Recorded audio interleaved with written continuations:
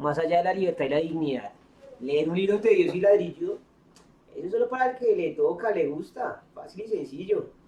Ahora bien, pues no cualquiera lee un libro de ciencia que es todo 99.9% de bases en eso, ¿cierto?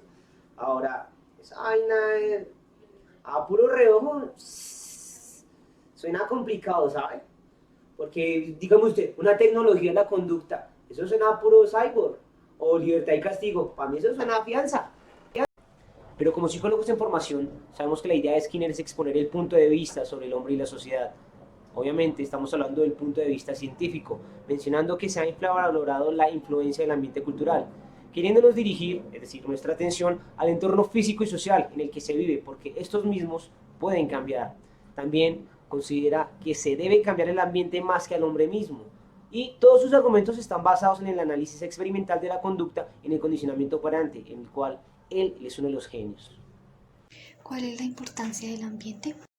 El ambiente es demasiado importante, pero su función a veces no es muy buena. La más clara, también el ambiente no solo absorbe, sino que también selecciona. Por otro lado, resulta ser difícil analizar y descubrir esa gran función selectiva. Muy importante el ambiente, ya que está del medio de la modelación y la conducta. Muy reconocida y muy estudiada. El ambiente no solo encadena e impulsa. Esto también se relaciona con la conducta que actúa sobre el ambiente para que se puedan producir las consecuencias. ¿Por qué no hay una tecnología en la conducta? Bueno, primero que todo, la conducta en la actualidad se basa en el centro de todo. También se tiene que terminar primero la tecnología y ahí sí después empieza la conducta. La tecnología conductual no se ha presentado. Esto sucede porque la conducta ya es muy vigente, ya que esto no se ha presentado por años y por un gran tiempo. También la conducta ha sido muy difícil de comprender. La gran importancia del condicionamiento operante en la libertad es que hay ciertas formas muy relativas y simples de una conducta. Todas estas conductas se desarrollan gracias a una contribución de la supervivencia. Por otro lado, la conducta juega un papel muy importante, ya que ella ayuda a debilitar los estímulos amenazadores con otros procesos. Estos procesos le denominamos como condicionamiento operante. Condicionamiento operante son conductas que se hacen de forma concreta y se denominan como consecuencias. Es aún más probable que se repitan y que ocurran de nuevo a que una consecuencia tenga un efecto renovador en la conducta. También es muy importante un elemento concreto de la conducta, ya que este puede llegar a determinar una consecuencia. ¿Cuál es la importancia de los programas de reforzamiento en la construcción de libertad? Los programas de reforzamiento constituyen un enorme aporte visto en esta obra, pues el gran descubrimiento del condicionamiento operante es que la conducta de un organismo cualquiera cae bajo el control de ciertos estímulos, debido a sus consecuencias, y dichos programas de reforzamiento establecen las diferentes relaciones temporales que puede darse dicho control. A través de ellos, Skinner pudo dar cuenta de una cantidad de fenómenos, en particular del comportamiento humano, que caían dentro de lo que se denominaba conducta voluntaria y se creían indeterminados. Los hallazgos de los programas de reforzamiento constituyen algunas de las pocas leyes bien establecidas e incontrovertibles de la psicología conductista, entendida como ciencia del individuo. Importancia del refuerzo positivo en la dignidad. La dignidad se hace referencia al refuerzo positivo cuando la persona se comporta de modo que consideremos estimulante, donde se hace referencia al refuerzo, como lo puede ser animando, aplaudiendo o dando un aporte de apoyo, pero no únicamente de esta manera, también se le puede admirar a esta persona. Este tipo de acciones nos llevan a determinar la importancia del refuerzo positivo para reconocer la dignidad del hombre. Se le alaba a aquella persona que tiene algún tipo de actuación en público precisamente para inducir a que se repita esta conducta. ¿En qué procedimiento del condicionamiento operante se centra la literatura de la dignidad? El procedimiento en el que se centra esta literatura es en la supresión de un reforzador positivo cuando éste es aversivo. en donde las personas son privadas del elogio o de la admiración. Esto genera que las personas huyan de la privacidad o de esta posibilidad, atacándolos para ser debilitadas en su afectividad. La literatura de la dignidad identifica qué amenaza el valor de la persona, dando medidas que son muy oportunas adoptar. La relación entre responsabilidad y castigo. Responsabilidad y castigo tienen relación con los hechos, donde nos preguntamos si la persona se comportó de la manera en que asegura que lo hizo. Si el castigo se generó de esta forma, se dan leyes y castigos que aplican a estas mismas, siendo conscientes de que las consecuencias y ejerciendo el castigo que fue puesto, donde la relación entre estas mismas ante lo sucedido y el castigo que se generó, se puede dar la tendencia generalizada a sustituir, donde la contrariabilidad por responsabilidad se refiere a condiciones externas de asumir el hecho por consecuencia. ¿Cuál es la relación entre bondad y castigo? La relación existe en cómo una persona se comporta sabiendo que puede hacer las cosas mal. Esto genera intencionalmente personas las cuales actúan de esta forma porque el resultado es como un reforzador. De este modo, las personas son controladas unas a otras y más ahora por medio de censuras que generan formas de castigo y mucho más definidas. ¿Cuál es la posición frente a la tolerancia absoluta del hombre autónomo? Frente a la tolerancia absoluta del hombre autónomo, es importante resaltar que no depende de muchas cosas o aspectos como tal, no necesita de personas que lo supervisen y entre otras cosas. Pero como ya a lo largo del libro de Skinner menciona que toda persona depende del ambiente y del ambiente que trae consigo, la tolerancia en absoluto no vendría siendo una norma de la conducta, ya que si esta persona se rehúsa al control como tal, no acepta el ambiente social. ¿Están de acuerdo con el control como comadrona en el contexto de psicoterapia? Con la metáfora socrática que menciona Skinner, la comadrona como uno de los métodos para modificar la conducta de tal modo que no pareciese que se estuviera modificando, es una postura similar a la psicoterapia, puesto que el psicoterapeuta sabe muy bien que la solución a distintos cambios físicos o psíquicos de la persona se encuentra dentro de sí, como el alumbramiento, lo que el instinto del ser permite comprender antes de que el tutor o docente le enseñe o diga qué hacer. ¿Cómo podría definir la gratitud desde la teoría operante?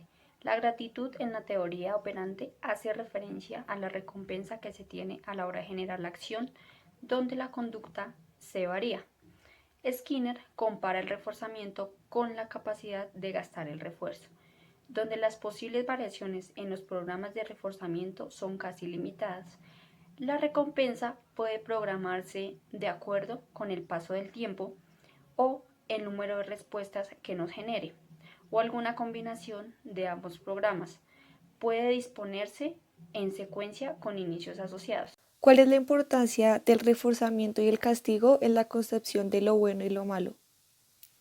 En este apartado es importante saber o definir de qué manera las personas sienten o perciben el mundo. Los sentimientos son un aspecto fundamental para que una persona pueda clasificar esto o lo otro de bueno o malo, todo dependiendo del ambiente y del proceso de aprendizaje que tenga cada quien. Lo que resulta bueno suele ser un reforzador positivo y del mismo modo lo que resulta malo también puede ser un reforzador negativo. Las conductas clasificadas como buenas o malas, correctas o incorrectas, se deben básicamente a contingencias que implican una alta variedad de reforzadores. ¿Qué tiene que ver la cultura con la supervivencia? Un paso importante es el surgimiento de una práctica que alienta a los miembros a trabajar por su propia supervivencia cultural. Incluso si esas prácticas se utilizan para el beneficio de otros, su origen no puede atribuirse a la propiedad personal. También la supervivencia cultural es más allá de la vida personal. No puede considerarse una fuente de refuerzo condicional. Es una cultura que insta a los miembros a trabajar duro para su propia supervivencia. Cualquier razón tiene más posibilidades de sobrevivir. Es cuestión de tener una buena cultura y no una cuestión personal. Un niño desarrolla el concepto inércico a una cierta edad solo debido a la contingencia social y no desarrollado socialmente. Las emergencias se desarrollan en la misma medida que el comportamiento que produjeron. El mismo aspecto también ha aparecido en el desarrollo cultural. Las contingencias se desarrollan en la misma medida del comportamiento que produjeron. El mismo aspecto también ha aparecido el desarrollo cultural con las mismas actividades de la recolección de los alimentos naturalmente proceden a la agricultura, no por ser modelo básico, sino porque las personas deben sobrevivir de cierta manera hasta que puedan incorporarse en las actividades agrícolas. En un entorno estándar, los niños pueden adquirir conceptos en un orden estándar, pero en el orden está determinado por la contingencia que se puede cambiar. Mucha gente está decidida a planificar y volver a planificar las costumbres culturales. Hicieron cambios en los elementos utilizados y en cómo usarlos. El fabricante invita a los compradores potenciales a evaluar su cámara y asegurarse de que su rendimiento sea satisfactorio, citando las opiniones de los usuarios anteriores sobre el funcionamiento de la cámara. Por supuesto, es mucho más difícil comparar una cultura con otra, en parte porque hay que evaluar, considerar muchas otras consecuencias. Nadie tiene la mejor manera de criar hijos, pagar las cuentas o pagar a los trabajadores, mantener la ley y el orden, enseñar o hacer que las personas sean creativas, pero pueden idear mejores métodos que los que tenemos ahora y defender prediciendo y en última instancia mostrando más métodos de refuerzo que ellos. Las emergencias son accesibles y a medida que entendemos gradualmente la relación entre el comportamiento y el entorno, descubrimos nuevas formas de cambiar el comportamiento. Puede ser necesaria una secuencia planificada de emergencias, donde es relativamente fácil especificar comportamientos y construir emergencias apropiadas de manera efectiva, como en el cuidado de niños, escuelas y el manejo de pacientes mentales institucionalizados y con discapacidades mentales. La tecnología es más efectiva entre los materiales didácticos en todos los niveles educativos, la psicoterapia, la rehabilitación, la gestión industrial, el urbanismo y muchas otras áreas de comportamiento humano, además de la enfermería. Sin embargo, aquí no solo estamos interesados en la práctica, sino también en el diseño completo de toda la cultura y luego la supervivencia de la cultura, que se convierte en una clase especial. ¿Está de acuerdo con cambiar al hombre por el ambiente? El hombre es producto del ambiente en el que la especie se desarrolló, ambiente en el que la conducta es modelada y mantenida. Pero no estamos de acuerdo con esta afirmación, pues a lo largo de la historia a muy pocos, 1, 2, tal vez 3, les fue otorgado el poder de controlar el destino del resto de la humanidad, desde caciques, tribales, hechiceros poderosos, guerreros y tiranos, hasta lo que conocemos hoy en día como gobierno, lleno de perros, ratas, lagartos. Más dicho por el Pepe Skinner, el ambiente produce un carácter y este carácter queda bajo control humano. Es decir, el mismo humano va a tener esas cualidades, rasgos o circunstancias que indican la naturaleza propia del hombre y cómo se guía la manera de pensar y actuar de esa persona o de la colectividad que se maneja en el momento. Y se distingue de los demás. Vamos a hacer memoria al ejemplo que mencionaba el capítulo 9, donde tenemos a los elitistas ingleses y a los aborígenes africanos. ¿Qué pasaría si se combinan? Tendríamos más de lo mismo, pero eso no significa que la particularidad del hombre, es decir, un solo hombre, cambia en otro contexto. Por ejemplo, si Hitler hubiera nacido en África y un africano hubiera nacido en lugar de Hitler, no tendríamos dos Hitler distintos, tendríamos una persona totalmente distinta. ¿Cuál es la importancia del mundo? Eventos privados para la comunidad verbal. El mundo no existiría si no hubiera nadie que lo percibiera. Se necesita de alguien. La percepción de algo depende de lo que hacemos y respecto a eso, vamos a refutar a Skinner, pues depende de cada individuo, ya que el pensamiento abstracto es producto de un género particular en el ambiente, no de una facultad cognitiva. Un ejemplo claro está en el capítulo 9, donde escrito por él mismo, la palabra Dios está en letras minúsculas. Si hubiera una comunidad verbal que lo retroalimentara, religiosa, fanática, que se rasgara las vestiduras al ver tal aversión, puede que hubiera hecho algo, pero pues depende de él, sus creencias. Más adelante, el mismo Skinner menciona que la autoobservación debe ser estudiada. Es decir, ¿qué se conoce cuando uno se conoce? ¿El mundo privado tiene naturaleza diferente a la del mundo exterior? Pues sin la ayuda de la comunidad verbal, toda la conducta sería inconsciente, pues como dice él mismo, la conciencia es un producto social que queda fuera del alcance de un hombre solitario. Conclusiones. El libro nos lleva a pensar que el humano adquiere ciertas conductas o comportamientos bajo los refuerzos a los que se expone a lo largo de su vida. Nos lleva a una realidad donde el ambiente es creado por el hombre y éste puede llegar a dominarlo. El ser humano está atrapado y gobernado por el mundo en el que vive y relaciona con el ambiente para la supervivencia usando siempre reforzadores que le permitan aumentar la conducta, evitando los castigos o lo aversivo. Somos organismos que cumplimos con la función de obedecer en este ambiente. Hay diferentes estímulos a los cuales atendemos dependiendo del significado y la recompensa que se nos otorgue. Por último, si queremos ser libres, debemos lograr un cambio en el ambiente y dominar en él, y no dejar que nos domine el medio ambiente. ¿Cómo? Con una sociedad más racional, más coherente, que ofrezca una felicidad al hombre que vive en ella.